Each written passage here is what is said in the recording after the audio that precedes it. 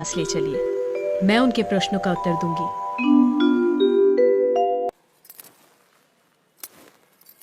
राजन, मैं प्रमाण देने के लिए तैयार हूं, पर उससे पहले मैं कुछ चाहती हूं।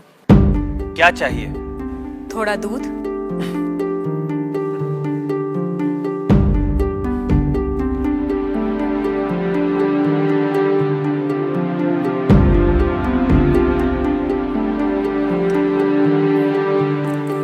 राजन, इस पात्र में आपको क्या दिखाई दे रहा है? दूध? क्या दूध के अलावा कुछ और दिखाई दे रहा है? नहीं। पर मुझे तो मक्खन भी दिखाई दे रहा है। क्या आपको मक्खन दिखाई दे रहा है?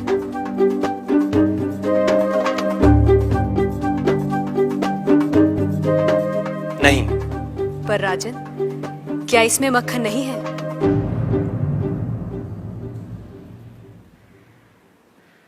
है।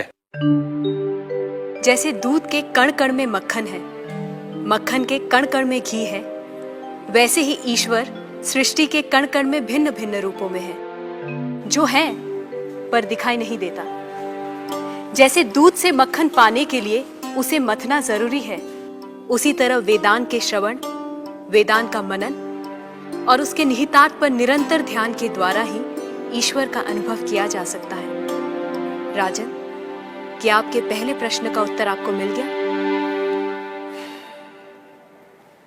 मैं मान लेता हूं, पर वो किसे देख रहा है? किस ओर देख रहा है? क्या मुझे एक जलती हुई मोमबत्ती मिल सकती है? राजन, ये रहा आपके दूसरे प्रश्न का उत्तर। प्रकाश की ये लौ कहां देख रही है? किसे देख रही है?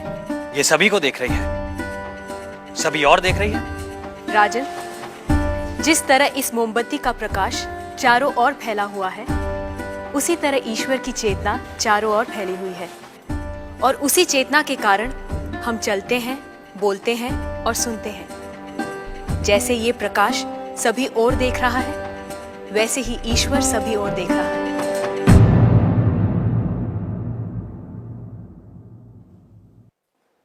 अब आपका तीसरा प्रश्न। वो इस समय क्या कर रहा है? राजन, इस समय मैं आपके प्रश्नों का उत्तर दे रही हूं, इसलिए मैं तुम्हारी गुरु हूं और तुम मेरे शिष्य।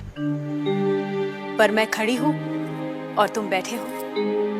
यदि अपने प्रश्न का उत्तर चाहते हो तो तुम्हें मुझे अपना आसन देना होगा।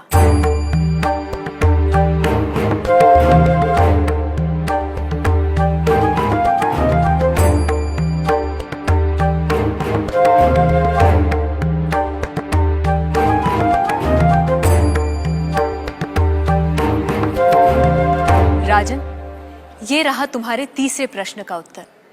कुछ देर पहले आप सारे मंदिरों से मूर्तियां हटवाने का विचार कर रहे थे। इस समय आप ईश्वर के बारे में फिर से विचार करने लगे हैं। आप मेरे स्थान पर खड़े हैं और मैं आपके सिंहासन पर बैठी हूं। इधर एक राजा को सामान्य नागरिक का स्थान और एक सामान्य नागरिक को राज सिंहासन दे सकता है। ये आप देख रहे हैं। आप मेरे स्थान पर और मैं आपके स्थान पर बैठी हूं। ईश्वर इस समय ये करवा रहा है। उस अनंत और असीमित शक्तियों के स्वामी, जिसने ये सुंदर, अद्भुत, विस्मयकारी और महान संसार रचा है, जिसमें सूर्य, चंद्र, तारे, ग्रह, नक्षत्र अपने अपने स्थान पर स्थिर और गतिमान है, जिसके कण कण में एक व्यवस्था है। ऐसे शब्दों और ज्ञान से परे ईश्वर के लिए क्या संभव है? कहिए राजन, क्या मंदिरों से मूर्तियां हटवाई जाएं? मूर्तियां तो उस ईश्वर की प्रतीक है, उनका मूर्त रूप है। वह सर्वज्ञ, सर्वशक्तिमान, सर्वव्यापी ईश्वर सर्वत्र है। किसी ने उसको पत्थर में पाया, किसी ने पेड़ों में, किसी ने शब्दों के माध्यम से, तो किसी ने प्रार्थना करके।